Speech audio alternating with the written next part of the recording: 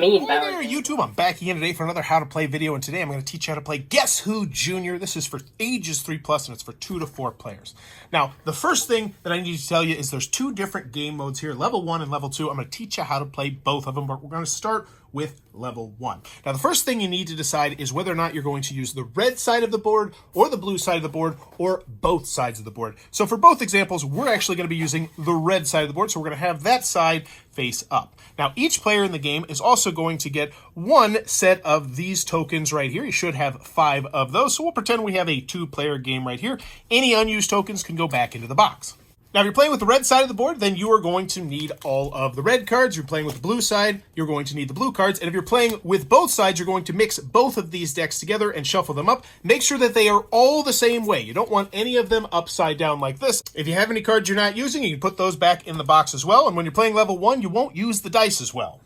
Now, when you place down the cards, you want to make sure that you have the text side up, and the youngest player that can read is going to go first. They're going to look at the top card, and they're going to read all 3 of the clues aloud.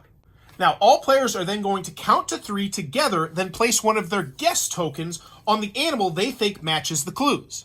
So for this card, it says, has scales, lives in water, and is yellow. So both players would say 3, 2, 1, and then they place on the animal which they thought matched that card. And it's okay if you place on the same spot as someone else. However, once everyone has placed down a clue token, whoever read off the card is then going to flip the card over and reveal what animal it was. If you're correct, then you get to keep your token there, and if you're incorrect, then your token goes back to you. Set the card to the side, and then the next player to the left is going to do that again. The first player to get all 5 of their tokens on the board is going to be the winner, and if there's a tie, make up what happens because the rule booklet doesn't tell you. But now we're going to talk about level 2. So once again, you can use either side of the board, the red side, the blue side, or both for level 2. We're going to keep it simple, and we're going to use the red side once again. However, for this time, you are going to need the die, and you're going to take all the cards and then slide them into the card holder so that the word clues is visible on the bottom. If someone sees the top card, just take it and place it somewhere in the middle of the stack. Once again, the youngest player is going to go first, and they're going to roll the die, and whatever number comes up on the die, either 1, 2, or 3, is going to be how many clues they reveal to everyone. So we have a 2, so we would slide this down so everyone can see the 2 clues right there. Make sure everyone has seen these, or read them out loud if you have younger players. And then once again, all players are going to count to 3 together and place a token on the animal they think matches the clues.